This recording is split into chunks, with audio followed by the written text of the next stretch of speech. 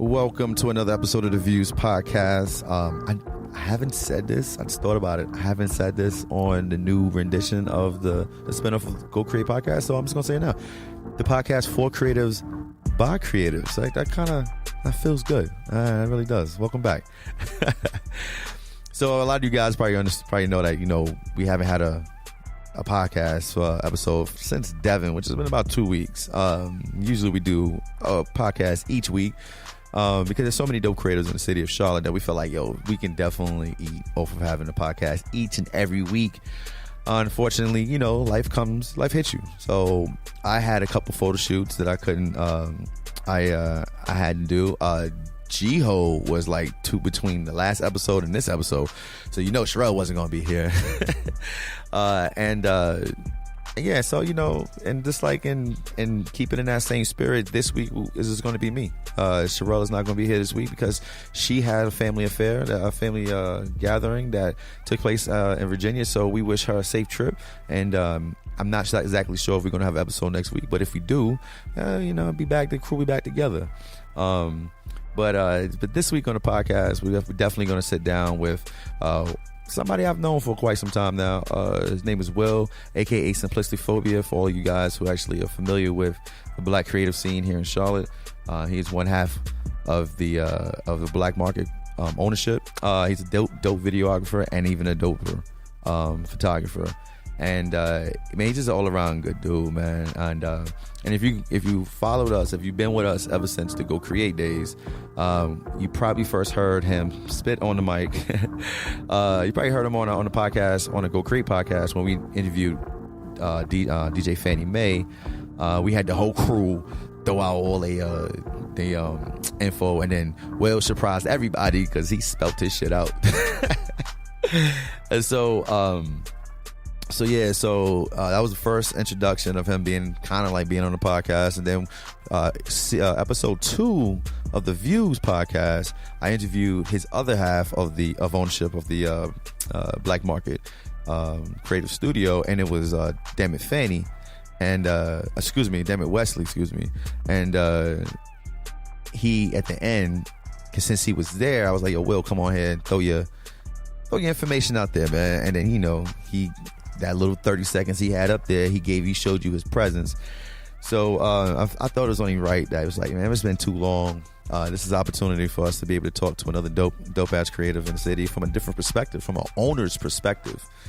And so so this week, that's what we're gonna do. We're gonna talk to Will, AKA Simplistic Phobia, and we're gonna vibe out. Nothing's gonna change. We're just gonna bug out like we always do. And without further ado, let's get into that episode. Yo, Will, man, thank you for coming to the podcast, man. No problem, my G. No problem. Word, hit me with the lingo. I see.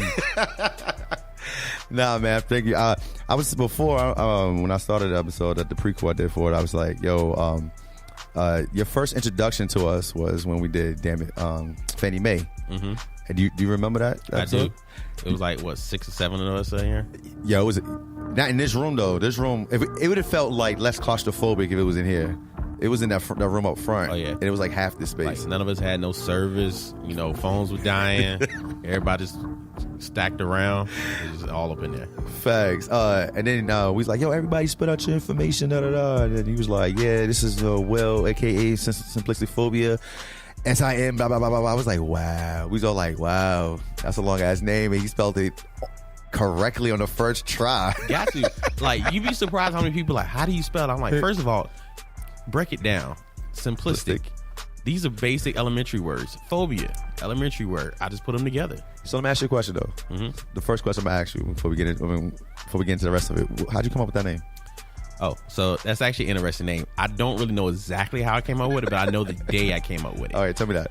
So my original name I went by was I used to go on Instagram and everything by Esquire the Don. If you follow me on Twitter, it still says Esquire the Don. You don't be on Twitter though? Not really. Yeah, I followed you, unfollowed you, like the thing you told me to do. Mm-hmm. And yeah, you didn't. It didn't help. It didn't work out. Oh, I have not logged into it again on here, so I don't remember my password. Yeah, that's why all your shit is on from Instagram. Yeah, my bad. Yeah, but that was my name for the longest. So going through college, when I started shooting and things like that, it would be Esquire Photo and Designs. Lo and behold, turns out there's a company owned by these family white guys, and their last name literally is Esquire. So their name was Esquire Photography. So I was working at WLNK, is this country music station in Rock Hill. Yeah. I'm sitting there producing a game. I think it was the Carolina game. I think I can't remember what it was. Or is it NASCAR? One of the two. Yeah. I was there like literally for 4 o'clock in the morning. It's like 9 p.m. that day. Oh, sure. I was like, man, I really should come up with a new name. Let me rebrand myself. And I check my Facebook. I get a message from them talking about, hey, we like what you're doing, but you need to change your name. We're about to sue you. Like ASAP. What? Oh, for social media? Yeah. Can you do that?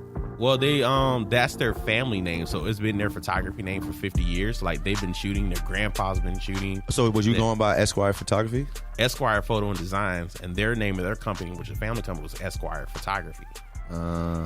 So they were like, hey, it's too close, we own the name. I was like, I didn't even know y'all existed. When I Googled they it, trying y'all to never flex off the rip though. But when I looked them up initially, like, oh man, this has been their name for 50 years, so they have something right still. No, you a good guy. Yeah. I don't like pay me. But it was ironic because that same day, money, I was already in the process of saying, hey, I need to rebrand anyways, and I was trying to come up with a name. So I was sitting on Twitter, and I remember not too long ago, last time I had a day like this, we started a hashtag on Twitter called Woo True Stories. It got terrible. People calling us crying. It was terrible. But I was like, all right, come up with something. I started looking. Then I came up with 3 words: urbane, stylistic, creative. Those are the 3 words I use to describe the company. And then some reason the term simple phobia popped up. Like a phobia is being afraid of something. A simple phobia is being afraid of action, as in you could be arachnophobia, afraid of spiders. Right. A simple phobia is you're not afraid of anything in particular. So it's like you could be afraid of the feeling that something is crawling. You can be afraid of actually being happy. You can be afraid of stuff like that. This gnat keeps, I feel it. He's not here, but I feel this gnat somewhere on me. So that's a simple phobia. And then some reason I just said, I'm just going to call myself Simplistic Phobia. I said, Twitter, what y'all feel about this? It got a bunch of retweets. People liked it. And I was like, all right, cool. I'm Simplistic Phobia. And it's been about 6-7 years now since I've had a name. May I ask you a question? When you introduce yourself to anybody, you introduce yourself as Will or Simplistic Phobia? It depends on who I'm meeting. Yeah. I'll say Will, but most people know me as Simplistic Phobia. And people are like, oh, okay, I know that name. Word. So it makes me feel proud to hear that now. So like, this is how I know how somebody knows me. Has nothing to do with the fucking name I got. It has to do with my fucking real name, right? And it's dead ass. It's if you call me Glenn, that means I met you somewhere outside of work. If you call me Bird, I know where you got that name from. I know you from. Like, I know you from work. There are people at my job who, if you ran into them, it's like, oh, I know Glenn. They be like, who? And you be like, Bird. They be like, oh yeah, I know what that is. I've heard you with the name Bird, and somebody called you that before, but I didn't know like what type of name that was for you. Yeah. I never know what to call people sometimes, because I know people judge people how they know them based off their name is how they know them. And I'm like, I don't know what to call you, because I know I've known you for a while, but it's like that with Wesley too. The same thing. Like I don't know what to call you around. So not Q. What's your boy X? Mm-hmm. What's his actual name? Like how do you pronounce his actual X? Xavier. Is that his name? Xavier? Yeah, I think so. The rapper dude? Oh, Zay. Zay. That's his name, Zay? All right. It's like one of those dudes where I see him all the time. It's like good vibes, but then I can't remember what. And it's like his Instagram name is like XIO or something like that. Oh yeah. So XAI. Oh, XAI. Yeah, is Zay, because his name is Alex Xavier. Got you. Which y'all didn't hear that from me. Sorry. Yeah. See. So, but that's to that point. I was sitting here talking to him last time I was at Black Market when we was trying to get the fire going. Me, you, and Q was out there, and he was like, "Yeah, Jimmy," and I was like, "Yo, who you talking about though?" I was like, I was vibing with you, but I have no idea who the fuck you talking about. Like, bro, I know you since 2004. That name you have is only about 4 years old, so I can't. I try. Yeah, man. So that's cool how you got that name. I've gone through like so many names. This is how I know people paying attention. Every time I change my name, somebody goes, "Yo, why I can't find you on Instagram?" I'm like, my bad. Yeah, it happened. Like when you changed it to Visual Dope Deal, I was like, man, I cannot find photo in words. Then you I saw Visual Dope Deal. I'm like, who is this Visual Dope Deal? Oh, I don't know, it's a picture. I'm like, wait a minute, that's Glenn. Then you changed it to Bird Eye View on the day I was trying to tag you in something. I'm like, no, you told me that. Yeah. You're not getting a tag today. I lost my tag. Yes. Yeah, man. The reason why I did it was, like I said before, he's like, I want to take my photography to another level, right? I want to mature with it. And so I had this interaction with a certain somebody from the Hornets. I'm not gonna say who. Yeah. But when I actually like, it was going really well, and then it was like, oh, you have a webpage? I was like, yeah, I do, but I haven't updated it in like so long, so it's kind of old. And then I was like, but I have an Instagram. That's what my most modern work is, or current work is. But yeah. And she's like, oh, what's your name? I was like, oh, all right, ready for this? It's the visual dope dealer. And it was like, that's when the moment was like, it's now weird in here. This is weird. It's like bad energy and shit. And so I was like, yeah, I might need to change that. Yeah, so when it comes to names like that, you got to be able to, I hate to say it, you got to pick something out that people can kind of, loosely market at the same time. I like Simplistic Phobia because when I first came, people were like, man, that don't make, what is that? I'm like, people ask, I'm like, that's the point. I want people to ask me what it means.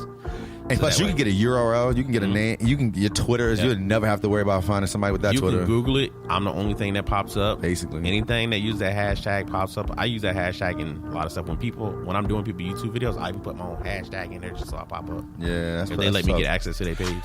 So I went to, you know how a lot of rappers go by I am something such. So I was like, you know what, fuck it. I'm just gonna. I grew up not liking my I have like the most generic name, Glenn Bird. Like, come on, like, yeah. But it helped me because if you put that on an application, they don't think that's they don't. When I show up, they be like, oh, look, your name is not more generic than mine. What's your last name? All right, man. Oh, I don't use exclusive. So my name is William Jenkins. I knew that. Yes, I feel like you knew that. Most people don't even know that my full name is William. They be thinking, oh, Will. Because I just use Will because it's easier. Yeah, but Will is short for Will. Yeah, but some people are surprised by that. But anyways, the thing is, you can Google that name. You will never find me. It's like that even on Facebook. William Jenkins. You sound like a rich, I'm not an oil guy, a steel guy. I don't know any rich William Jenkins. I know like 30 of them. Like literally, I've had a warrant out for my arrest by the state of Georgia because of my name. Yo, my mom's had that. Yo, my mom was coming from. At the time she lived in Atlanta. She was coming from Atlanta, going to New York. Right? She got stopped in Virginia. Speeding ticket. Mom don't like trucks, so she was doing like a 95 going around one. I was like, Mom, it's not that serious. There's 3 other lanes to the left. You just chill out. So anyway, yeah. So I'm saying like, so she get pulled over, right? So next thing you know, the cop comes by and he's like. He pulls over, he gets her ID and all that, and kind of find out there was another Sheila Bird who was wanted in Detroit for armed robbery and shit. And then, so to this day, my mom's walking around with a letter from the State Attorney General of Georgia talking about, I am not that Sheila Bird. See, that's about similar to mine because I think, when did that happen? Because we went to... We used to go to Atlanta a lot when I was in school, and then I thought maybe it had something to do with me being down there. Yeah. But I went in Atlanta for like 2 years, and then my mom calls me like, "What have you been doing in Atlanta?" I was like, "What are you talking about? You got like $1,000 worth of unpaid parking tickets and moving violations. What are you talking about?" "Yeah, there's a warrant for your arrest here, asking you to appear in court in 2 weeks." I'm like, "Wait, what?" Damn. I was like, "Wait, what?" Like that's how serious it got, and I was like, "Wait a minute, this don't make no sense." Like I haven't been down there in 2 years since we went down there with a couple of our homegirls just to go. I forgot what we went for. We went to go to something, but yeah, I went down there and I hadn't been in 2 years. So I knew it couldn't have been me because the time dates on those tickets were doing times when I know I wasn't down there. So we had to get it call in on literally it was, you supposed to appear in court on Tuesday, and it was like a Saturday when she got the letter because they sent it to the house, like my parents' house. And what it is, they got me mixed up with another William Jenkins that's actually from somewhere in South Carolina he was from, but somehow they got it mixed up in the system. Like, did they not check social security numbers? Because this person was like in his mid-30s. Then it happened again while I was in college. It was like my mom got a letter to me, "Hey, you just got a spell from middle school." I'm like, "Wait, how did I get a spell from middle? I'm in college." But they must have got the William Jenkins. Yeah, because in my family, my dad's side is, for some reason, there's a lot of extra family because my granddad was a Rolling Stone. A lot of the extra cousins will name their sons William Jenkins at the same time. So they'll be like extra juniors, extra seniors, just like us. And somehow the school was like, "Oh, that's that." They're used to knowing me. And they just sent it to them, not paying attention. I'm like, "Do y'all not check this stuff?" First of all, this is like a 7th grader. I'm a sophomore in college. There's a big difference there. And it just gets weird because even when I applied for jobs at one point, I used to have to call back if I didn't hear anything back. Like, "Hey, I know you said I was great, but did you do my background check?" They were like, And literally one hotel called me. He's like, yeah, we did. We decided to hire you because we saw you had an arrest record in Rock Hill. I'm like, check the social. She checked the social. It's like, oh man, this man is 35. You're only 20. We figured it was something wrong. We loved you, and they hired me in. So I started finding that out because when I go to jobs, I would be like, hey, when you check my background record, just give me a call and double check my birthday. Like, oh, we do that. I'm like, no, just do it. Because apparently the police have not been doing that. Right. So I don't know what's going on. Man, that's crazy. Because like I said, I Googled my name. I died 17 times. That's just crazy. Yeah. So are you originally from South Carolina? I was born in Kentucky and lived in Clarksville. That's where my mom's side of the family's from. Dad. You from K-Town? Yeah. I just made that up. I don't know if they really call that K-Town. No. Cashville, B. Cashville. Where? That's what we call Cashville. Where we call You never listen to Young Buck? Nashville, Clarksville area? Oh, Clarksville. Oh, Tennessee. Yeah, Tennessee. I thought you were still talking about Kentucky. I was like, what? Nah, my dad was in the military, so... But I'm originally grew up raised in there and kind of raised back and forth between there and a little town called Dazzle, South Carolina. It's outside of Sumter, South Carolina, aka called Merck City. And Sumter's country as shit. Yeah, and we're on the outskirts of Sumter. So that tells you, it takes me 15 minutes to get to Sumter. That's how far back in the woods we grew up. So. Oh wow! So can you hunt? Can you kill shit? Can you kill shit with your bare hands? Maybe. Whoa! Do you have one of these accents? No, I do not. So that's funny. Is like people always say, "Man, you born and raised in the South, but you don't really sound like you from the South." No, I'm gonna say that you don't. Like, you sound like you from like Maryland. Yeah. So I hear that a lot. Then I hear I'll say certain words that are definitely Southern, but some people are like, man, are you either from the West Coast or you from like the DMV area or something like that? I'm like, what part of West Coast do you think? Did they ever say specifically? Because you don't sound like an LA cat. I don't know. A lot of people keep saying like I feel like I'm from LA or something like that. Really? You do? I don't get it. No. Was that last week? I think it was last week. I saw you last week at Camp North End. You did kind of have like a LA gangster vibe, son. You had the Dewey on. I mean, you had the bandana on, all that. I was like, yo, son, we have to do a drive-by or some shit. It was good. I'll tell you one thing about me is I mimic people that I'm around. Yeah. So like I put it this way: when I used to work at Chick-fil-A, me and my homeboys used to be there. One of the funny things is they used to put me on drive-through on the mic. So anybody that would come through and they'd be like, yo, this person from Texas is here. You can kind of tell it from that equipment mic. Automatically, my voice will mimic what they're doing. So I'm like, oh man, are you from such and such? I'm like, nah, yeah, man, I'm from. They come up to the drive-thru. I'd be like, hey y'all. They're like, no, you ain't that person. Cause like, it's just some reason I was able to do that. Is like I can mimic my voice to kind of in my slang to match people that I'm talking to. It gets me in trouble sometimes. I can see, yeah. Because I don't know. It's fun though. It's fun. Because like literally like some girl thought I was Jamaican for like 6 months when I was in school. I kept back in Charlotte. Yeah. Yo, so you had a Jamaican accent? Yo, yeah, like for real. Yeah, that Jamaican accent there, boy. Yeah, man, I was speaking everything. I can't. That's funny. I want to hear it. Oh no, I can't make it happen. Like I was gonna put him on the spot so we could do it. It's like I was because I can look for all of Jamaican people listen. I'm not Jamaican. I don't think, anyways. It might be in my family somewhere. I don't know. Yeah. I gotta say that genealogy test. Man, where I'm going? I don't know, man. About it, boy. But now I log on and step on Chichiman. But now, because I guess she was Jamaican too, but she was speaking patois, and I was able to understand her. Cause I get used to listen to it from other people. So and with Jamaicans, you just gotta listen to past the la la la sound, and then you can hear the actual whatever the hell they saying. Mm-hmm. Jamaicans are funny people. Shout out to Jamaicans. Yeah. Book. So, master question. So, how'd you get to Charlotte though? So because you are working your way this way. Kentucky, Tennessee, South Carolina, boom. Yeah. So in South Carolina, when I was in high school, so originally I was supposed to graduate when I was a junior, but the school made me stay a whole extra year. I finished high school like super early. Yeah, apparently I was smart. I don't know why, but I finished high school hella early. But they was like, no. I did extra 6 months. I was apparently dumb. Yeah, but I was like, yo, I got accepted to the honors program at Clemson and USC. I was supposed to go there. I wanted to go to the robotics program at Clemson because I was like computer science, like nerd and stuff like that. We was hacking the school systems and everything in high school. And I also played sports. In my last year, deviant nerd. Yeah, I know, right? Yeah, I just hang out with white guys too sometimes. Why y'all nerds never hacking in like Equifax or Fannie Mae at the time? Just Sally Mae, you know. If I knew how to do that stuff, shit right, bro. If I knew how to do that stuff, still, I would. Fuck, get on it. We used to get like free lunches and stuff. Everybody home, but hold on. I'm like, all right, got this. Don't be like my man. He a scammer. All he does is buy Chick-fil-A. He's like, you a worse of a scammer. A waste of a scammer, excuse me. But nah, it's like I got accepted, but they wouldn't let me graduate. They were like, no, you took the SATs without coming to our prep course. You need to pay for this, do this. You need to go take this. And I bombed them next time. I think I got like a 600 on the SATs last time, like 700, something like that. They made me retake it. It was terrible. Bad. Yeah. So we're not calling you a nerd anymore. No, I'm terrible at. So here's the thing: I excel in everything else. I'm terrible at standardized tests. Like, I got into college just strictly on my GPA and my extracurricular activities. Like, I think my best score was like 1,000. I don't do well on standard tests. Me neither.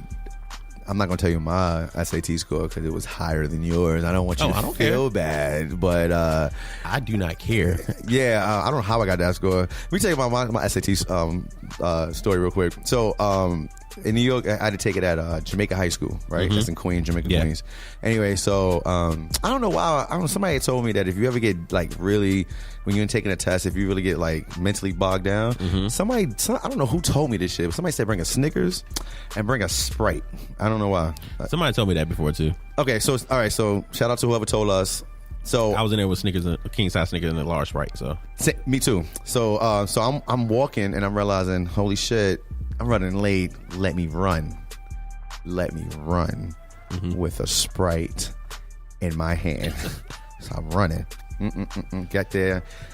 You know, you get late. Everybody watching you. You don't know these people. You sitting here like, all right, let's get to the point where everybody's back on track. So I'm sitting there and I'm like, all right, I'm getting a little frustrated. I'm like, I'm nervous as shit. So I'm like, all right, let me crack open the Snickers. Crack open the Snickers. Anybody any Snickers before you realize you need something to drink right after. They get all up in the teeth and everything. You be sitting here trying to get the caramel off your lip, all that. Anyway, I open up the Sprite, bro, and I forgot I was running, and it is everywhere. And you know how embarrassed I was so embarrassed. I walked out. I would do the same thing. The proctor told me, hey, you gotta finish. I was like, I'm done here. I just embarrassed myself. I'm good. Fuck this test. I'll take it again. Here's the funny thing, like for us, like in high school, taking the SAT and the ACT were like, I'm trying to think, it was like an event. Like, it was stressful. No, for us it was like it's stressful, but for us it was like an event. It's like literally like, hey, I'm going to the SAT Saturday. Who coming with me? All right. Oh, down here. Yeah, in South Carolina it was like, so everybody would pull up to Sumter High. I went to Crestwood. Everybody just pull up the parking lot, be a parking lot show. People be out there like beatboxing, freestyling in the kitchen and everything like that, just waiting for that to take the SATs. So like literally people show up to take it that don't even need to take it anymore. I took the ACT. It sounds like a webisode or something. Like I didn't feel like you should reenact this. I'm not making this up. I took the ACT. I didn't even have to take the ACT. I already got accepted to college. I took it twice just to be there. Somebody like, yo, I'll pay for you to come, man. Just like, come on. Got shells of dude. Shit was popping last time. Let's get it in. We just marking, just like, all right, cool. Let's go hit on the girls over there. Just saw a fight break out. Somebody got thrown over the balcony at the school. Man, that was so black. Yeah, very. That is security at the SATs. Let's go to the skating ring afterwards. There was a nigga at the front like, you want a list? No, you ain't a list. Two. You can't come in. No hats. Some people, no, they have to start doing that because some people would just show up just to get the, all right, we about to go take tests. All right, y'all, I'm about to go home. Just people chill. Niggas at coach chat. But it was bad, but I didn't really worry about it because I got into school and everything else. But then come my senior year, I was like, man, I gotta redo those things. I got reaccepted again, but they were like, oh, we're out of housing. I didn't really want to go to USC. And then I was like, where else can I go? My mom was like, no, you're not going to UNC because I'm not paying out of state tuition. Yeah, she's real. Yeah, and my guidance counselor was slack because technically I still had an address in Tennessee. I wanted to go to UT. But because our guidance counselor was whack and slack, she didn't turn in my I'm about to say financial aid, my scholarship information literally sat on her desk. So I didn't get it. So I couldn't get paid to go there. They were going to charge me out of state fees. So I was like, where can I go? Oh, my cousin went to Winthrop. All right, I'll go to Winthrop. So Winthrop seems cool, seems small. My homeboy like, yo, I'm going there too. Let's be roommates. So, all right, cool. Everybody else out the woodworks like, yo, we going to Winthrop too. I'm like, all right, it was like 20 of us. Word. Yeah, that ended up going, and it was like we was clicked up for like the first year. Gang. Yeah, pretty much. Word. Like we took over like freshman. We take over the whole back half of the caf. Like, nah, this is our seating area, stuff like that. So how'd you get into photography? Do you consider yourself a photographer or a videographer? What do you consider yourself? I say both, but I'll say more like I use the term now visual content creator. I just like creating visuals in general. Yeah. So I'll say. It's hard to say because I started out doing photography and video. So, anywhere from family vacations. I have literally a tub in my house full of photos I took on Polaroids and film. Is it a real from tub, when I'm in really? high school? Like You know, a like little literally tub? like those big tubs you go get from like Home Depot to put stuff in. Oh, you mean containers? Yeah, containers. In my mind, I was thinking about an actual tub. Yeah. That'd have been doper if you had like, yo, I just got tubs in my room. Anyway, Yeah. that's how my mind works. I'm sorry. Yeah, no, it's cool. So those big old tubs are literally full of like photos from like family vacations when I used to have my camera. High school when I just go around taking pictures and stuff like that. Yeah. They're just being crazy, and I've always created visual content. Anytime events would happen, people are like, yo, here's my video camera. Here's $100. Film this wedding. I'm like, all right.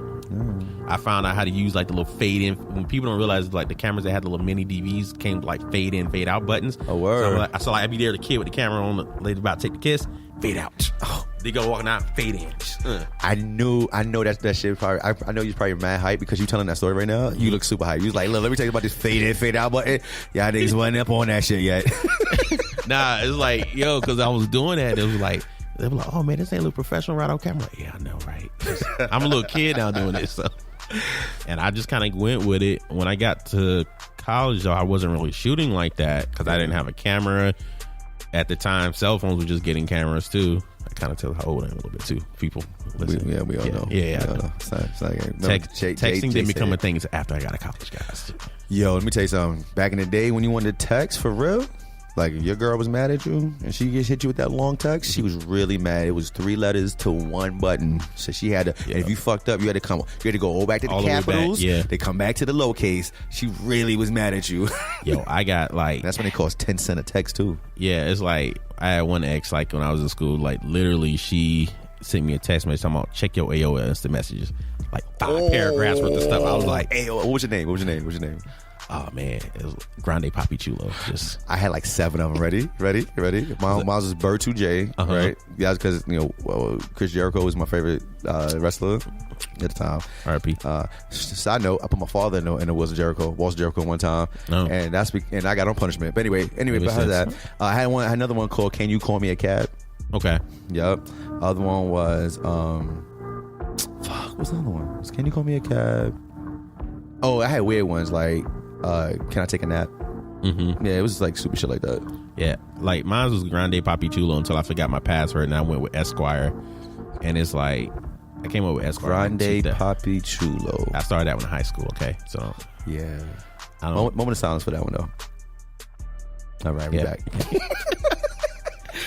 But nah, after that I came up with Esquire, and it was like okay, and it's one of them things where you give yourself a nickname and it sticks.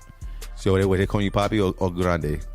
Well, that one, no. Nobody really ever called me that because I didn't really use it that much. Oh, okay. I ended up switching to Esquire like my sophomore year. Yeah. So, well, I gave myself that name, but I didn't at the same time because before I moved back to South Carolina, I went to school back in Tennessee in middle school, all white school. I was the only black kid, and it was like I used to always walk around like I would miss the bus, hop on another bus because the lady be like, "Yo," and you can't do that. And I come over to the high school, I'd be walking around, I'd be like, yo, that's the Don right there, you know. He always got all the girls and stuff like that, and all the big booty white girls. I wasn't though. That's the funny thing. He was the white girl slayer. Oh, that's wrong. I was bars. I was the only black guy, so yeah. I was too hood. I was hood to them, even though I wasn't hood. You know what your name could have been? What? Token. Oh, could have been. Token. Could have been a token black guy. The only one. Yeah. But yeah, that's actually where some people think I came up with Esquire. I'm like, no, that's actually where it came from. I don't know where. I don't remember the Esquire part. I think I added that part to it, but they used to call me the Don, and I was like, all right, whatever. I don't use it anymore, but I mean, I see how you. So you know what? Usually your names and what you tell people and how you act kind of let you know where you see yourself. You saw yourself being a Don. I feel you. You know, the Don of that photo game. That's what I was going for at first. You know what I'm saying, man? Getting it. All right, so go back to when you first met Wesley and your whole crew, because you guys, one thing I from afar I like really, really appreciate about. First of all, I appreciate different things about all of y'all, and as a clique, I actually appreciate y'all as a whole. So like when I told Wesley, I said I appreciate the fact that ain't shit filtered about your goddamn mouth, like nothing. I fucks with that heavy. Only because I'm like that too. Like I don't have no filter either. I'm nowhere near I'm not political, you know what I'm saying? So Wesley, he'll let you know straight off the bat. And and when he was on episode 2, he told me, he said, look, I was raised by, strong black women.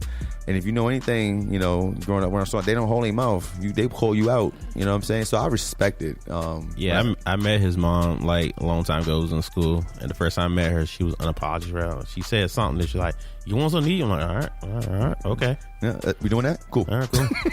But now we met in 2004. Oh, y'all got some years. Y'all got over a decade. Yeah, so it was my second year at Winthrop. It was his first year, and we all moved to the 8th floor in this building called Richardson. It's all males dorm. So at the time, I had this white dude that moved in from Maryland. I was trying to get him to move out of my room so I can have my own room. He was like, yo, we're going to be the best friend. I'm like, yeah, we're going to be best of friends. But I hope my mom lets me stay here because the 8th floor is a smoking floor. This tells you how long it's been. 2004 has been, but it's just, and I was like, you can smoke. And I was like, oh, okay. Yeah, that's cool, man. No, I don't smoke like that. As soon as mom came in, yeah, so, we smoke up here sometimes, stuff like that. She's like, you're moving. We're taking stuff. We're getting your own apartment.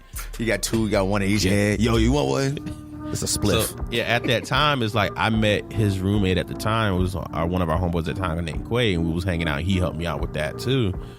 So I didn't really know Wesley that much like that. I just knew they were always up to like 6 o'clock in the morning. If they needed something to do, just go over there at 4 o'clock. They'd be up playing video games. Yo, that shit makes sense though. Mm-hmm. Yeah. But one thing is he had these little white set of speakers that lasted us for like 6 years that were booming in the hallways. I had installed 2 12-inch subs into my room up under my desk. Were y'all allowed to do that? We did it. Yeah. So that sound like a no. So yeah, it's like we didn't all really know each other. So like they'd be always playing music on the side. Everybody's like, who the hell's playing all that damn music? Yeah, like, me too. It was them. So I was like, man, fuck it. I installed some subs up in there, put the amp. I had everything hanging out the window. Because I couldn't fit them in my truck. I drove a Chevy S10 at the time. It was dropped down, had some 10s on it, so like whatever. But they wouldn't fit in my truck, so I'm gonna install them in my dorm room. I rocked the bus pass. Yeah. I just want you to know that. Yeah, Metro car. Down here in the South, you had no choice but to drive. Wait, I think I still got one. Yeah. But I was just like booming one day, and it was like, who the hell playing this music? Everybody came on like, who the hell's playing this music? I was like, it's me. And we just all kind of met from there and gotten to know each other playing. So that's you and Wesley, Fighter. though. So me and him, we got to know each other then, but we didn't really hang out then. We didn't really start hanging out until the next year. Yeah. That's when I had moved to one of the all girls dorm turned co-ed, and I was one of the first ones in there. So Dawn is in here slaying again. No. So here's the thing. The reason why I got to really I got to hang out with him, it wasn't because of that. It was because they put me with another white guy. But this guy, everybody used to call him Tom Cruise because he looked like Tom Cruise. But him and his homeboy used to work all the time. So literally they sit there with like 15 cases of whey protein, drinking whey protein shakes with like white beaters and basketball shorts on all day. Like it'd be weird because I walk into the room and him and his homeboy just sitting there in the dark watching like workout videos, drinking whey protein and like they boxes and stuff. Like I'm in the room. So I needed to go hang out someplace else. So I would go to his room with my homeboy and we'd be over there playing. That's when Smash Brothers came out. Word. And so we'd always play Smash Brothers. So that's when we all started really hanging out like that. That's what's up. All right, so let's fast forward. Okay. So now you got the whole crew. Mm-hmm. It's you, it's Wesley, it's Fanny, it's Wesley's sister, Big Lip, Onita, Zay. Yeah. When I first got here, I had met Paulie at one of the Damn It Fanny events. Yeah. And it was weird because he was wearing one of the shirts of one of my favorite photographers. And I was like, oh, yo, my man, you wearing a Van Styles visual shirt? He was like, nah, I got this shirt at the little shop down the street, you know what I'm saying? I just thought it was a nice shirt. I was like, yeah. Then we started talking, and then there's like all New Yorkers who leave New York, when they hear an accent, they sound familiar. They were like, yo, what part of New York you from? And that's how me and Paulie got together. So we had told Fanny on the episode, it was like, yo, we met at y'all event and whatever. Most people have. Huh? Most people have, yeah. Yeah. So that's how I was my actual first. And actually, how I got there was Kerry. Kerry, the one I had met Kerry. So I used to come down here. I used to shoot by myself. I used to be like, I ain't really know. I'm like I said, I'm an introvert until you know me. Some people, it's weird. I got different personalities, I guess. I think I'm bipolar. So I got different personalities. So like if I know you, like me and you was just hanging out and we hang out, then once I know you, then I don't care. I'll talk to anybody. But if I'm solo, I ain't really talking to nobody like that. You know what I'm saying? Hide off in the corner for a little bit till I'm you gonna get let comfortable. I'm gonna let it see. You know, so I'm gonna peep the exit and all that. You know. Anyway, so I used to go out and shoot, and so one day I was just like, you know what? I just want to meet other creatives in the city. So I was like, fuck it, I'm just gonna reach out. And the first person I saw was Kerry, and so I reached out, and then he invited me to one of his photo shoots. The very next week, he had said, yo, you might want to think about going to this event called Fannie Mae, Damn It Fannie, because there's gonna be a lot of creatives there. And I was like, bet. So I don't care about telling my age. I am in my 30s. When I got there and I was like, everybody here is a teeny bopper. I was like, I don't know if I want to. I felt like the old nigga. That's actually what people think when they first show. I'm like, yo, people, you might think people teeny bopper. You realize here, mostly people in their mid-20s or 30s. Yeah, but it is little. You know what I'm saying? Like, they were small. At that time, that particular one, as I started going to other ones, you started feeling like, oh, okay, this is different. But that particular one, which is at Studio 1212, I was like, yeah. So I was like, you know what? I'm just going to bounce. It ain't really my scene. Then I started talking to him and stuff like that. And so that's when my first introduction to y'all. And I was like, man, then I started following y'all on Instagram. And I was like, man, they got this energy and they have this vision. It's not vision, because it's like, it doesn't, I'm not going to say it's the work y'all all do is not, y'all don't come together and say, yo, we should do this. But it just feels like, because you guys are all creatives and you're all like just dope people, that the universe is like, yeah, we're gonna push you in this direction. That's what it felt like to me. You know what I mean? So I was like, all right, I want to be around those motherfuckers right there. Those are cool. You know what I mean? So yeah, that's how I came across all y'all. And then so now I bring that up because like it was like the next step when I found out you guys were, I didn't know anything about Camp North, and I found out that you guys were opening up your own studio, and I was like, that only makes sense. That only makes sense. So then tell me, how did that come across? Like, because people don't realize you're part owner of Black Market, not but Black Market, and people don't realize that. They just see the videos and they see the pictures. They don't realize, if you see him always at Camp Northern, it's because he's watching his business. He's being a chaperone. And that's kind of something I've talked about before too, with a lot of people. Like, yo, I need to start being more in the front. I hate being like, oh, who are you? Oh, I'm this person. Oh, you're that person. Yeah, I need to be more in the front. But everybody thinks it's some divine intervention, as in Black Market was in creation of our minds for the longest and stuff like that, when really it came about where Camp North End just opened. They were doing tours. One of our homegirls took a tour and was like, hey, you should really, talk to some of my friends, Will and Wesley. I'll say that name for people. And Fannie Mae, and the person was like, hey, I'm in love with Fannie Mae. I've seen her perform somewhere. She was dope. I'm like, okay. So we came to one of the things, one of the interviews, one of the tours. It was like, hey, we love what y'all do. How can you help us bring people? So that's essentially how Camp Northern approaches. How can you help us bring people? So we kind of take a little credit for some of the stuff they've done lately. Yeah, but I would too. Yeah, we do. It's not like Thanksgiving, but it's like we do. But no, you think about it, a lot of people. The you guys, but no, we love them though. No, I mean it's a one hand washes the other. One place had the space, they needed the people. You brought the people. Just like all the photo walks we had, you guys had. Man, there was I remember one of them. Was it the first one that you and Carrie threw? It was like what, 200 people there? Yeah. It was like the first or second one or two. Yeah, they both were pretty big, and I was like, oh man, just. Yeah, I mean, now I'm hearing people come and say, when I say Camp Northern, case in point, last week when we was there, I was leaving, and there was like this couple, and Shorty was like, is this Camp Northern? I was like, see, look at that. They, you know what I'm saying? People are starting to wonder and trying to figure out what this shit is. Yeah. And so we just would pop up. Then I was like, man, we could really do some stuff out here. I wonder if we can throw a Damn It Fannie out here or throw an event out here. And we just kept coming back like, hey, what can we do? It was like, hey, well, how about you guys just come get a unit? I was like, what we talking about price wise? Yeah. Oh, yeah. There you go. And like, you gonna give it to us for free, or how's it gonna work out? We go for the free. Yeah. That's so, it got real black there. And like, long story short, it just really ended up being, we were like, man, we should do something with them. Let's just work with them in general so we can take advantage of their spaces. That's essentially how it goes. That's how everybody does that. Every relationship starts. But they would always hit us up and email us about, hey, you guys should get a space. This unit's gonna be ready by then. Here's a lease. Let's just sign it. Now, we don't think about it. Here's a lease, just to sign it. How much would you want to pay to stay in the place? We're like, wait, hold on. You gonna ask us how much we want to pay? For free. Yeah. So we had a few different meetings with them and stuff like that. We kind of sat down. Literally, I think we went through like 3 different leases. Like we had 3 different variations of our lease. Yeah. That we were going to sign with different stuff to kind of help us out. Cause we're like, look, y'all, we gonna do it. We'll do it. You know, we ain't got no money, right? I'm just saying. Like, real talk. Let's keep it a buck. Everything on the table. No money here. like, look, I just quit my job, so like, I ain't got no money. So, I'm asking you a question. So, they actually benefited a lot from this because in the camp, we're talking about the people at Camp Northern because the photo walks brought different creatives, and then we got to timestamp this. This was like right after Davida and them got kicked out of. Well, basically got kicked out of.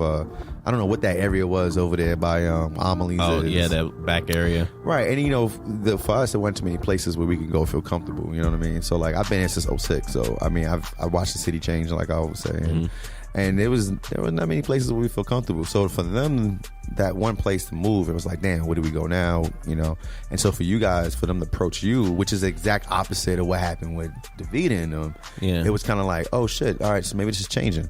I kind of call it like divine intervention because when that place came is when I already knew about Davida and them leaving for a while because they were always telling because they're like family. So Davida is pretty much Dion like big sister, big brother to us. Yeah. That's the bro. Because we wouldn't even be doing anything without them. Yeah. Because we started a YouTube comedy channel. We thought, oh, we're just gonna go up to Charlotte, meet people, and see if we can spread this channel.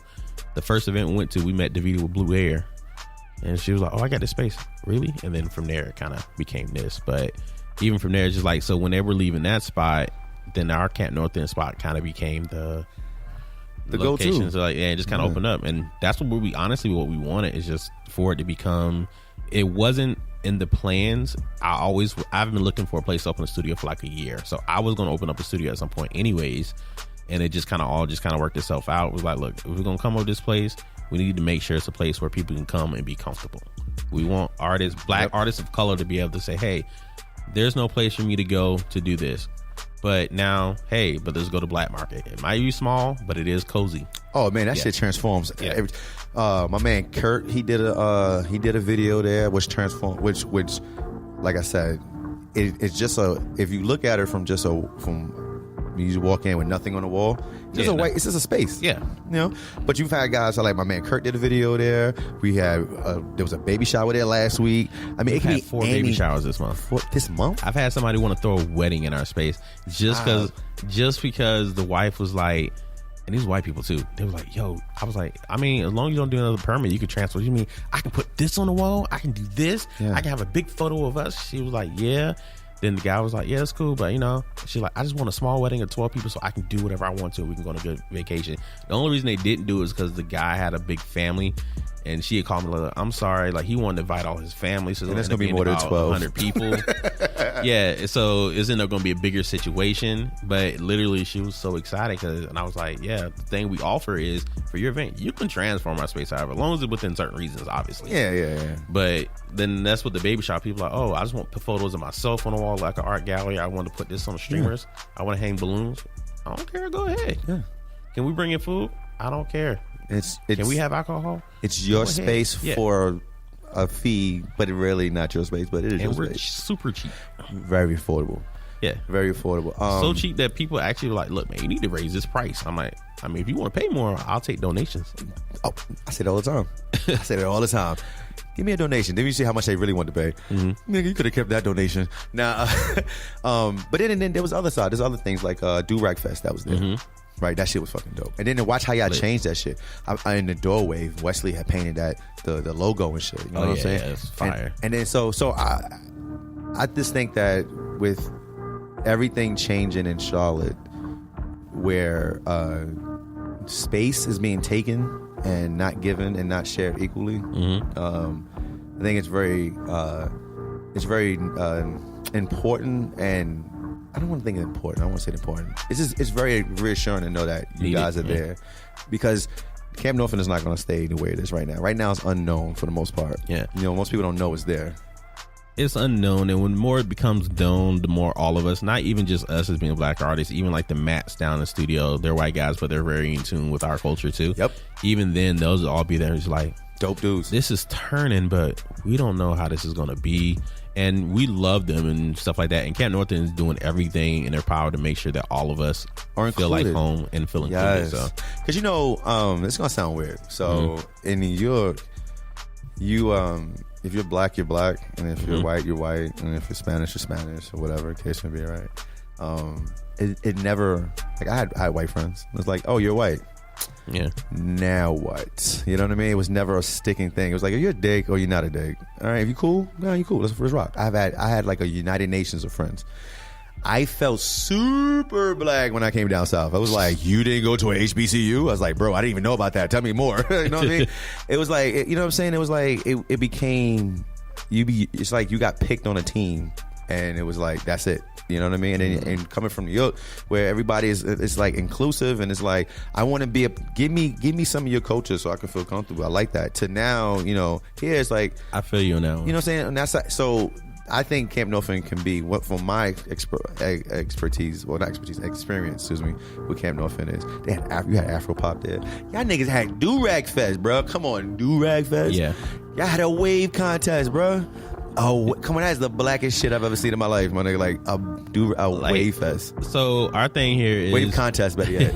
So our thing here is, and Wesley might say something different with this one, but we want to bring as much black culture as possible to Camp Norton, not to make Camp Norton black. Yeah. We want to bring black as fuck content out there, but we want to bring it to where if anything happens where it turns to be very Caucasian, it's still going to be inclusive. Yes, let me be black as I want to be, but let's hang out. Let's go. This is my man says all the time. He goes, I want to be as black as I can be. You can be as white as you want to be.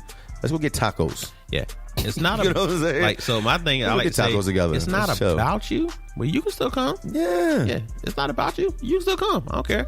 Listen, I go to Carrabba's. I ain't Italian. Like, literally for Do-Rag Fest, it was like people coming in. It was like people all nations coming in. Like, some Indian people came in. It was like, hey. Some Saudis came and was like, hey, look, we don't do do-rag, but we do turbans. Can I show up still? A turban is still a do-rag. Yes. That's what it's there for. Yo, this dude at my job, and when he was talking about this Mexican dude, right? And he was like, he whispered, he's like, yeah, but he's a Mexican. I was like, nigga, he's from Mexico. Yes, that's not a racist slur. It's Mexican. That's what he is. He's a Mexican. I'm black. How you say it, but no, it's not. Huh? It's about how you say it sometimes. No, it's not. It's what they want it to be. And I'm saying, like, I every time it's like, when I have white friends, I play my music the way it is. Nigga, you listen to it. This is how I listen to it. You know what I mean? Let's just get over it. You know what I'm saying? So that's why I think Camp Norton can really be an example for the rest of the city. Like, my man say, and I laugh at this. He goes, Charlotte must be really small to white people. I was like, why is that? He said, because they only go to like 5 different places. South End, Myers Park, Ballantyne, Uptown. Niggas don't go nowhere else. I was like, man, that's true. And Charlotte ain't even that big. I was like, so if you restrict it to like blocks, man, that's kind of fucked up. You know what I mean? City hidden in the woods. Plus, on top of that, I really do believe that in order to be your best self, you have to have perspective. And perspective meaning, like, you have to feel comfortable. Like, I could be around white people or Spanish people or whatever, and I don't feel any less black or any less anything. I feel like I can be me. You know what I mean? You're taking something from me just as much as I'm taking from you, and that can just be being comfortable. You know what I mean? So that's how I feel, and I don't think Camp Norton can really be that. And this message of unity has been brought to you in part by Black Market. The more you know. Don't sue me, NBC. So what's new for you, man? What's on the horizon, man? I noticed you've been doing the classes, which is very dope. If you check my Can I say everything in that magazine? Hey, thank you. So I came in here, right, and before I was setting up, I saw this magazine. I was like, man, this is pretty cool. Do you notice something funny about this magazine right here? Just her in particular, and on the outsides. The fact that, like, what color do you see? The white? No, right on the side of her hair. What color? On the side of the purple? Yeah, purple. You know how you get that? I was so I'm telling people that I told them which I said that's chromatic aberrations. Basically, this means like your camera can't is actually not seeing all the color, so it's turning whatever it sees into purple. Yeah. Now, here's some lazy shit right here, and this is why I'm happy you have in your class. You can literally get rid of that one button in Lightroom. Who the fuck put this on print? The problem with that is, and I see it a lot with a lot of smaller magazines that I hate. I'm proud of y'all for printing, but I hate it is because that chromatic aberration is what you call it. Is it comes from you photoshopping or doing something a certain way. Like pretty much, I'm pretty sure this background wasn't all white like this because I can tell between the two sides. Yeah. So they tried to do some type of basic selection tool. They probably use like the wand select tool to do it. And because Photoshop is smart, but at the same time, it's smart to what it knows.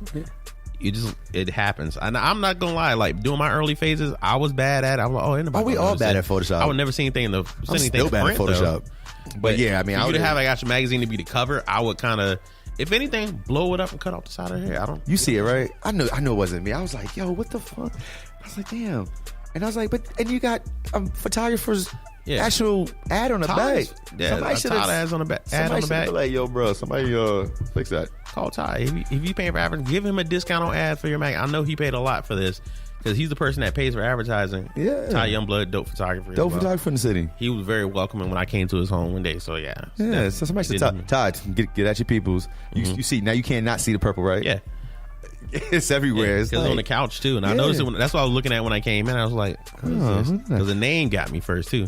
But you said what's in the future? No, but I'm saying I mentioned this because I think it was it's dope that you're actually having the photography classes because I think a lot of what's going on is I'm still enrolled in YouTube University, and but I feel like I'm at a point now into the game where I can teach people, hey, look, this is how to do the game, but I haven't done it. And I've always wanted to do it. I tell you the truth, but I think it's since photography has become a thing now where people are like, I don't know if it's because of Instagram or whatever, but people want to be interested in it. I think it's dope that you're giving out, that you're not giving out, that you're teaching a class. And on top of that, on your Instagram, you'll put down like diagrams on how this is what my light was and this is what a model was. I mean, that's fucking dope.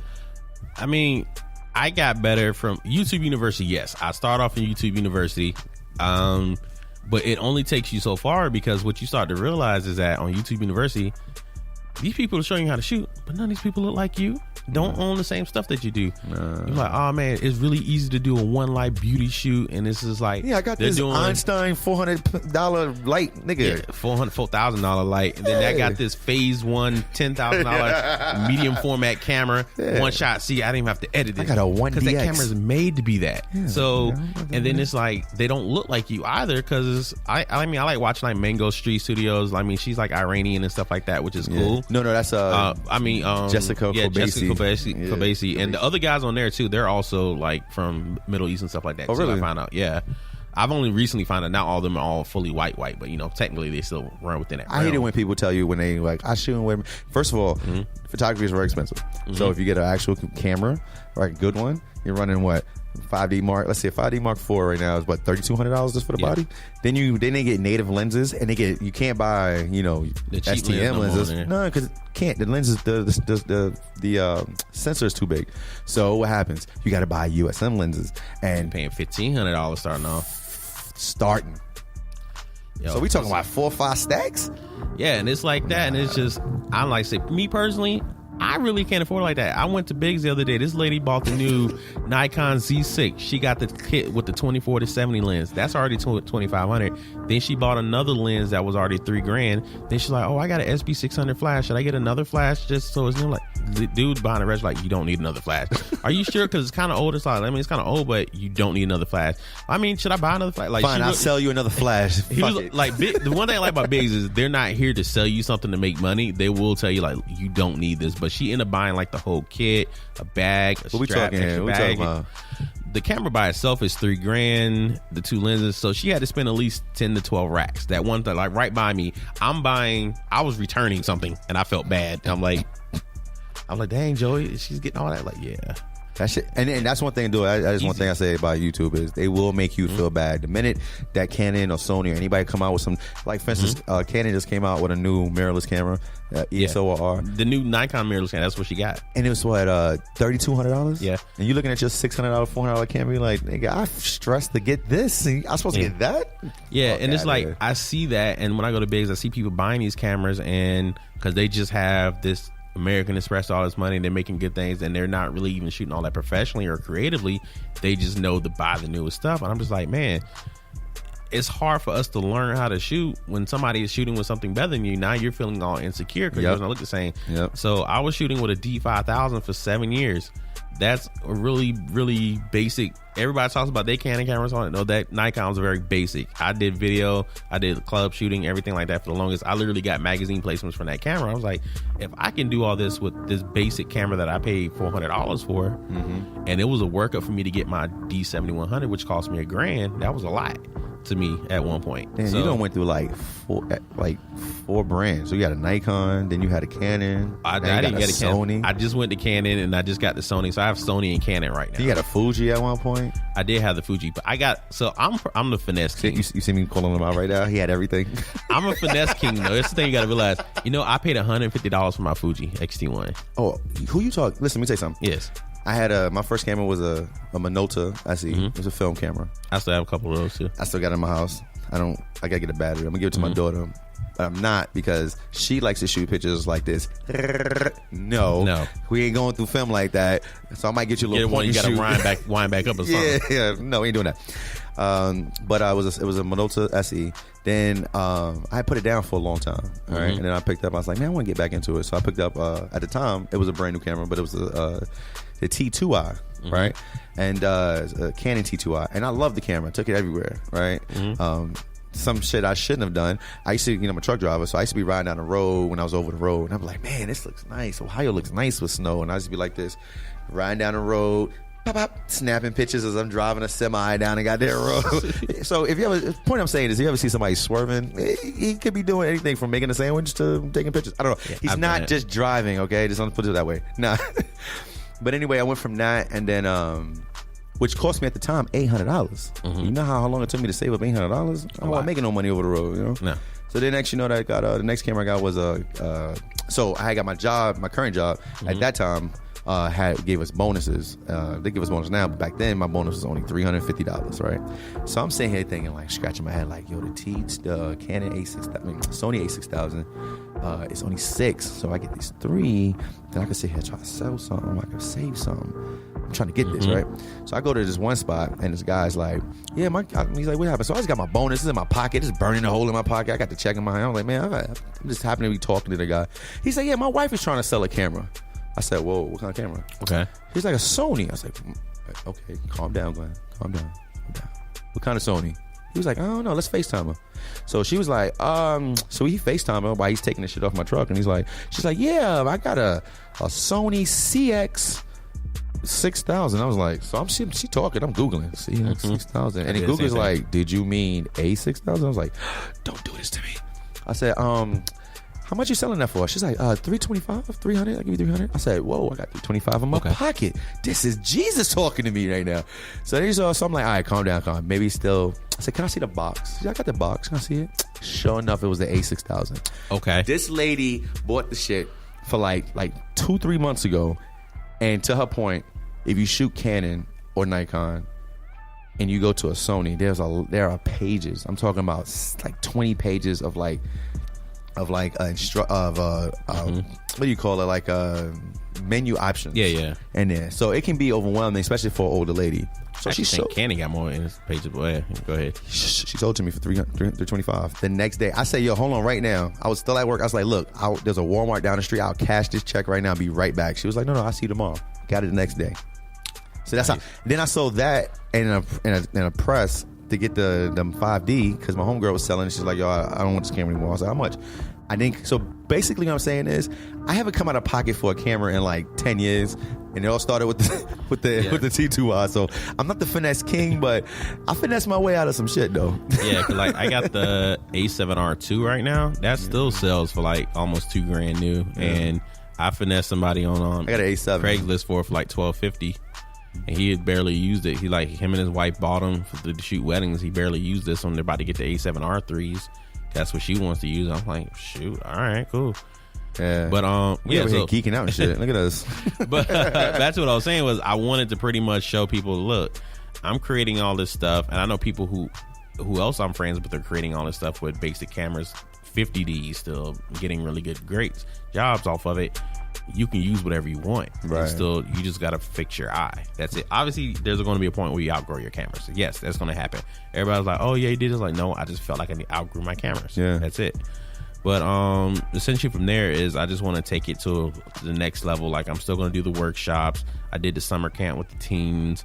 I don't know if I'm going to still do the summer camp next year. I think I'm going to turn into a summer arts festival. But I'm going to do a competition with some of the more predominantly black high schools in here, where starting next semester they work with their art teachers. I know a few that they're going to, and after school programs where they create photography and video, and then over the summer we'll host like a summer arts festival. They can come out, people can vote, the top picks will get like some type of prize or something like that. I'm trying to work that out with the Arts and Science Council now, so I got to email them. That's pretty cool, because I'm actually in the process of doing something like that. So one thing I've noticed is like when we were growing up, I used to love this thing called help portraits. It was like a few years back where video photographers and hairstylists and barbers would get together, and they would give families. They would like go to like churches or whatever, and they would do it for free. They would say, "Listen," because I think they said that a lot of people in our community don't have, which is weird because you think like don't have family portraits. Don't have family portraits. You think, well, damn, my grandma got everybody on the wall. But like as you get older, like I realized I don't have a family portrait with my family, with my mother and father and sister. It's been a while for you know what I'm saying? I don't have that.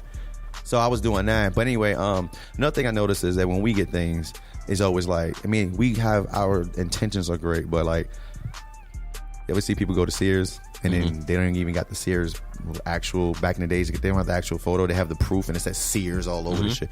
So I was always, yeah, no man, that's what you used to do. Right. And I said like, now that we have like too much is given, was expected, I guess. I don't know.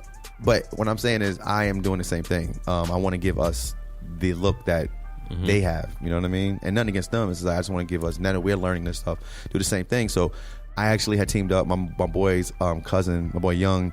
He his cousin is the head coach at West Charlotte High School. I had the opportunity to go on the sidelines, make them feel special, and give them the artistic photos, that not just the ones where they're on the sidelines giving a crushing hit, you know, the ones where they can look back and go, oh shit, that was me. Yeah. You know? And I just, and in that spirit, I had just reached out just yesterday. I emailed the head coach of Johnson C. Smith University because I want to do the same thing for them. You know what I mean? And that's dope. And it's cool, interesting you say help portrait, because they actually approached me back in like 2012. Yeah, it's been about time. They were trying to bring it to Rock Hill, and I was just like, y'all doing something really great. And that's when it sparked in my head, I need to start doing stuff. Yeah. And I was like, but why am I going to give y'all all my time and attention? And no offense, but you guys are going to pretty much work with more people on the Caucasian side. You say you want me so you can appear to more black people. Why would I help you? And I can just do my own thing. So I kind of came up with the idea of oh shit, you're dangerous. So I came up with the idea of doing that with I have an idea. Well, with more like African American families, like, you know, Power 90 just like their 24 to 40 hour broadcast from like the shelter and stuff like that. Yeah. I wanted to kind of go in with them and just be like, all right, look, while y'all broadcast for 24 hours, we're going to take family portraits. We can come in, bring the team, stuff like that. Unfortunately, it was hard getting it off the ground because I was ready to do it. I could do it myself, fine team, but it was just like connecting with them at the time was tough. I didn't know who to work with at the time, what to do. Listen, so man, the idea is still there in my head. Like, and some people are like, would you give away the idea now? I don't care. I want somebody. If you take it from me and do it. Like, it's an open source society. Yeah. Like, I don't always have the time to do it like I want to and give it the attention. It's still something I want to do, but when I get the actual time, I don't want to. Pretty much my thing is I don't want to start something and not follow through. I hate it when people like go volunteer and they never show up again because those people are looking for you. Yeah. So, and I'm always like, look, if I volunteer and come somewhere, I'm like, hey, look, kids, I might not be able to come back.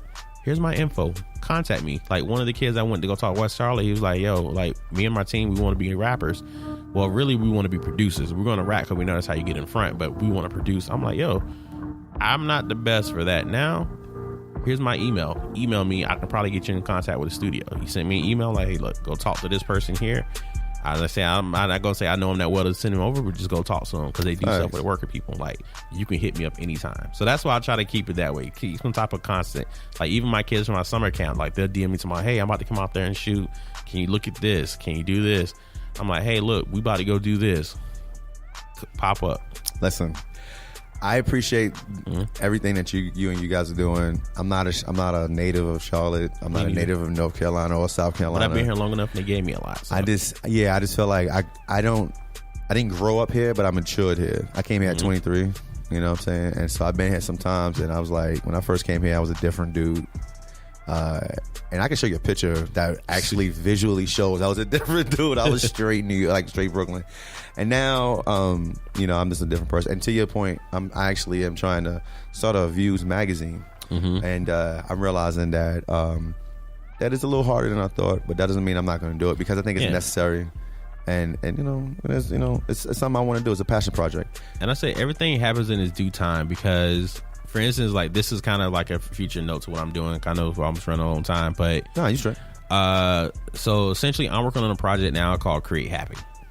Essentially, too many people creating from negative spaces, and I'm working on a year-long documentary project where I'm interviewing and talking to different creatives. Don't worry, I'm asking you to be on it too. Oh, really? My first round. Yeah. Oh, but wait, hold on. The way you said it makes it seem like I was looking at you like me. No, everybody always does that shit. Like, yo, what's good? Like, I'm doing it under the radar right now. So I'm doing it, but it's up under the radar. So better hurry. I might be leaving about the first viewing is going to be on December 14th at the Goodyear Arts. So that's how soon it's coming up. December 14th. What day is that? A Friday. Yo, y'all niggas in these Fridays, man. I don't choose the date. That's just their open studio date. What time is it? Like 9 or 10. It goes until then. All right, I'm done. I can swing by. Ain't that far from the job. Essentially, I'll start advertising later. So by the time this comes out, I'll already start getting ready to say, hey, I'm doing this, because I already finished all my first round interviews. So essentially, we're talking about mental health, being a black creative, anything like that, because I know it's something I've been kind of working with and getting better with over time. And like, a couple years ago, I wouldn't even have been on this podcast like this. I only came with the podcast last time because it was a bunch of us. But essentially, be growing and be putting my name out there.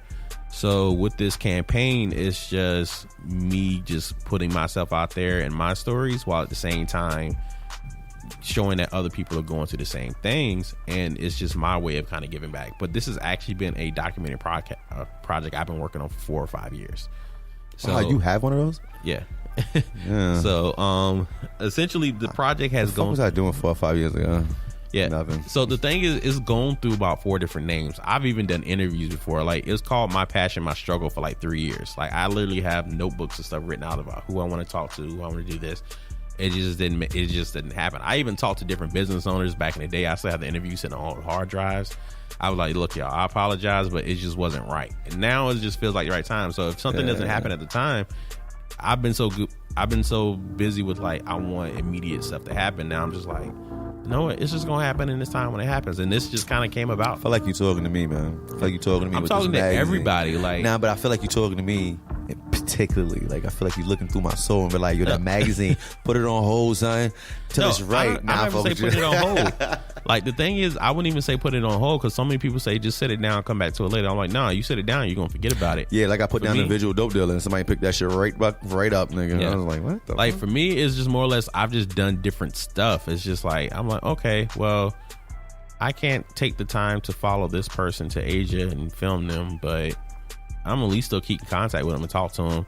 Yeah. Literally, I had it all planned out. Like, I was supposed to, one of the people I was going to follow was False ID, and like, this is when we was in the club heavy, and I was like, he's like, yo, man, I'm about to go to Korea and DJ for like a couple of days. Can you come? I was like, this would be great to follow you and stuff like that. And just where my checking my and savings is set up. What was I working at this time? Best Buy still? No, I don't remember where I was working. Like, my bank account worked like that. You had a Best Buy? You were in the, what's I know you did that?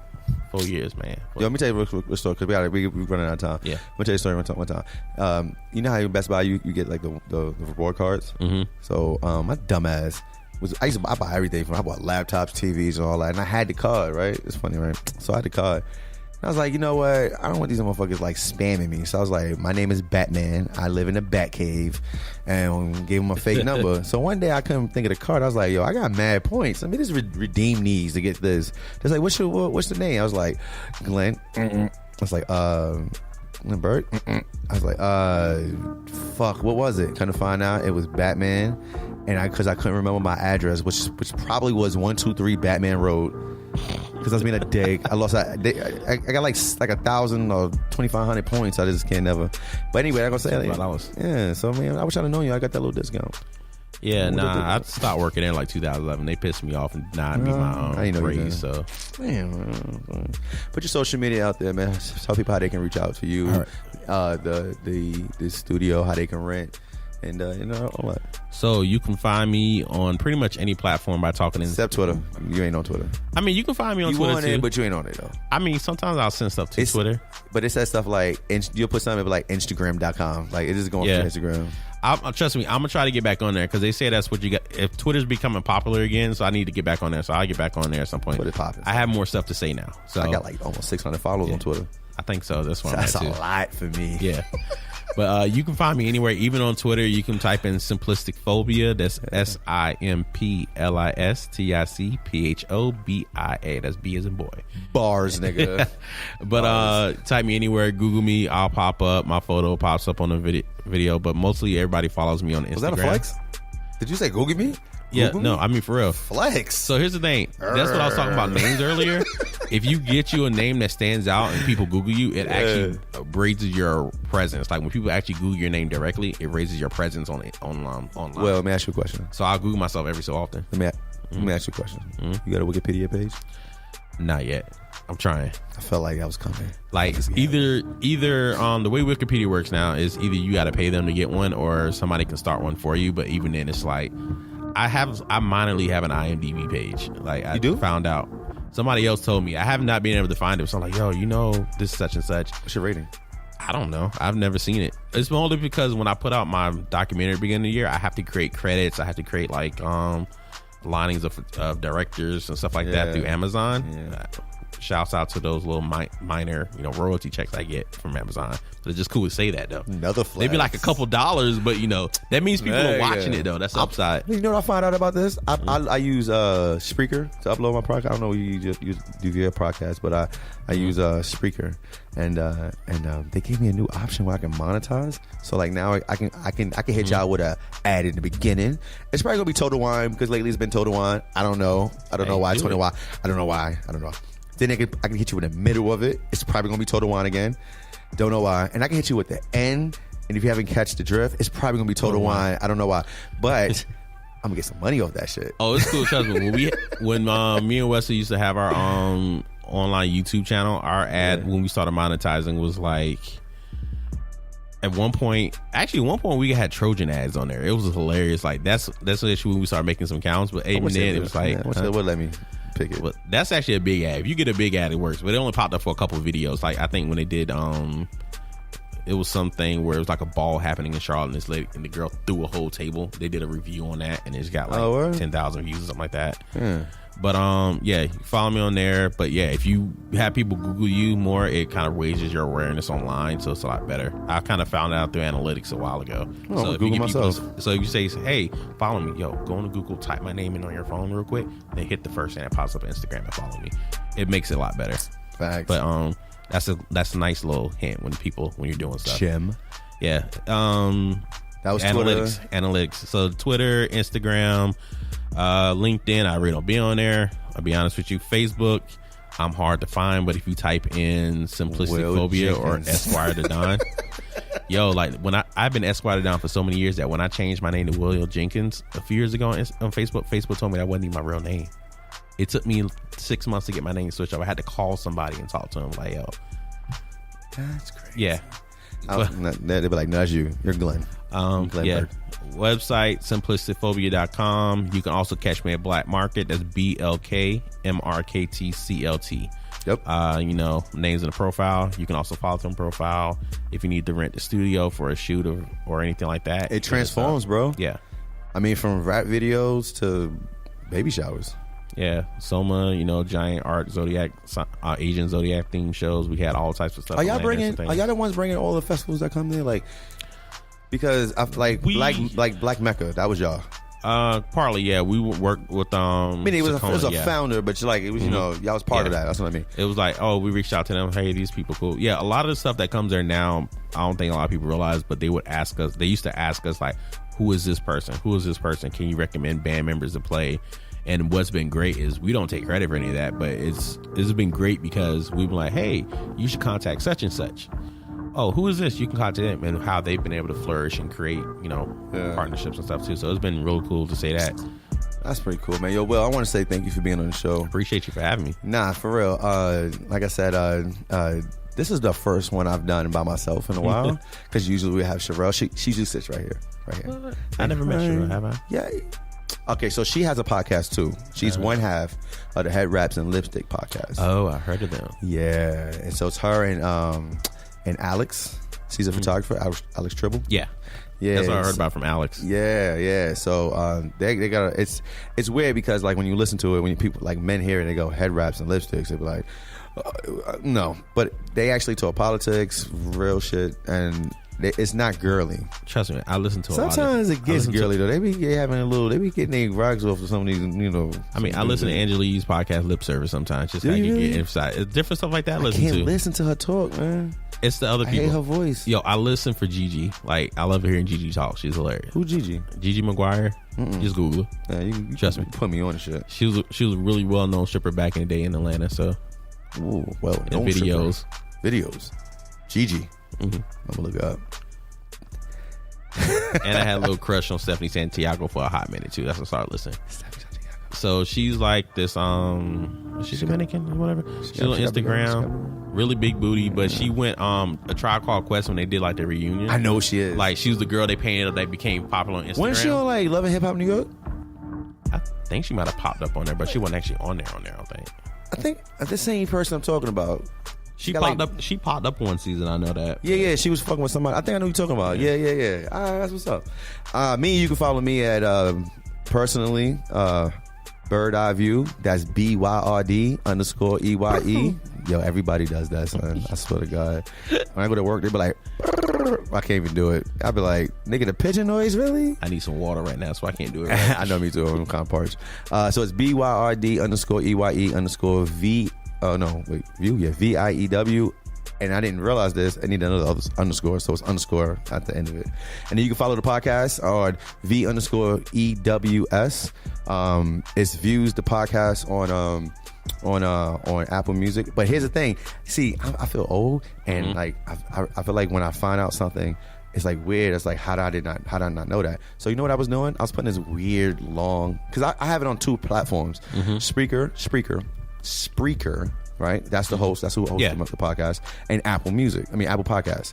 So Instagram only lets you have one. Obviously everybody knows this, one line for where you got to choose, and it's kind of weird because when you're trying to figure out who's listening, how many listeners you have, you gotta do math. You're like, all right, people who listen on Spreaker, this is all the analytics for here, and people, and then Apple analytics is kind of weird because it's not like SoundCloud where they would tell you this many people listen and all that. It's like this how many hours of the anyway.